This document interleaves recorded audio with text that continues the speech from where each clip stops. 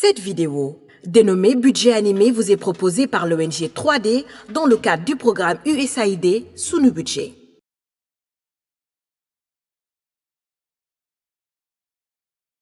Chaque année, de janvier à septembre, tous les ministères participent sous la coordination du ministère du Budget à la procédure d'élaboration du budget de l'année suivante dans ce qu'on appelle le projet de loi de finances.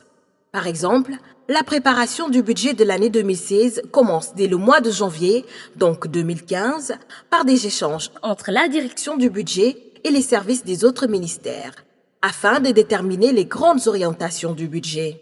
Ce projet de loi de finances, une fois présenté, est validé en Conseil des ministres et ensuite soumis à l'Assemblée nationale qui doit l'adopter au plus tard le 31 décembre. Ce n'est qu'après cette étape que le projet de loi de finances pourra enfin être promulgué par le président de la République. Qu'est-ce que donc le budget de l'État?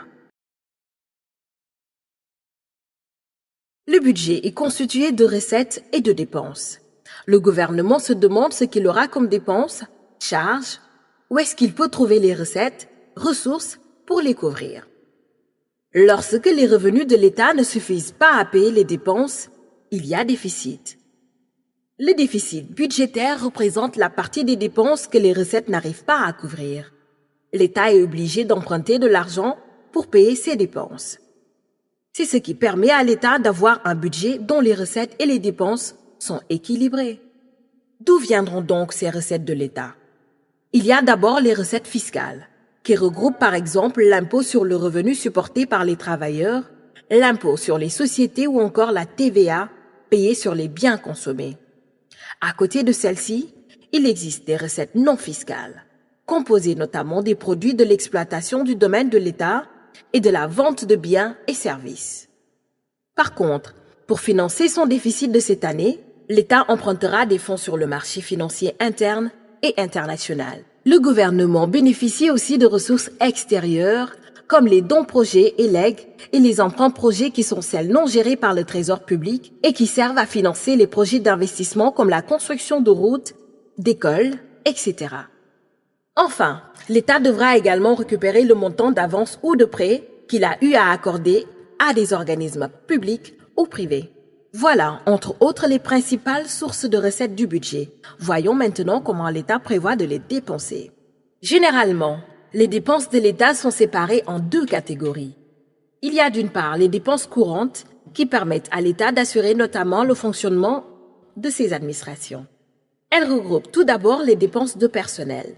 Ces dépenses comprennent entre autres la masse salariale, c'est-à-dire la rémunération des fonctionnaires tels que les médecins et les professeurs payés par l'État. De même, ces dépenses de personnel servent aussi à garantir la protection de ces fonctionnaires, notamment en cas de maladie, de chômage, de vieillesse, etc. Ensuite, l'État prévoit un montant pour le remboursement de la dette publique. En effet, l'État rembourse annuellement un montant sur la somme globale empruntée, mais aussi des intérêts. C'est ce que l'on appelle le service de la dette. Enfin, l'État prévoit de prendre en charge d'autres dépenses courantes qui concernent par exemple le fonds de dotation de la décentralisation, c'est-à-dire les ressources que l'État alloue chaque année aux collectivités locales pour prendre en charge les dépenses de fonctionnement relatives aux domaines de compétences qui leur sont transférés.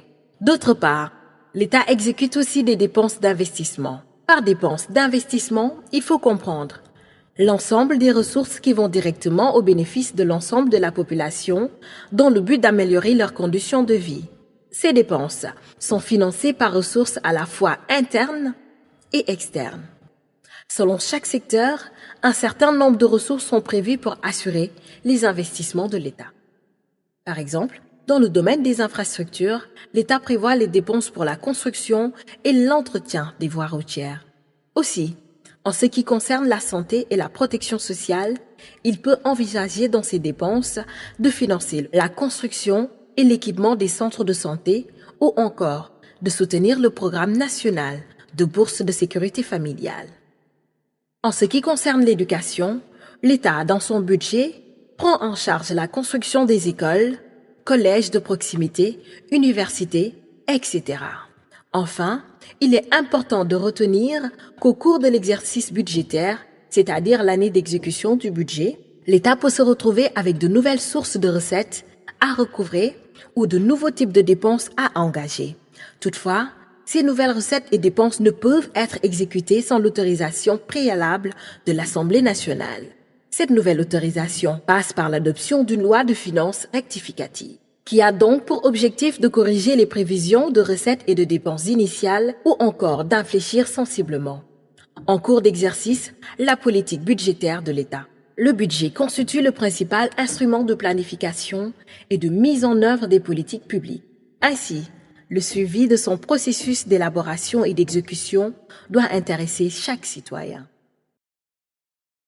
Le budget animé rentre dans le cadre de la campagne de communication autour du programme USAID sous nos budgets, financé par l'USAID et mis en œuvre par l'ONG 3D.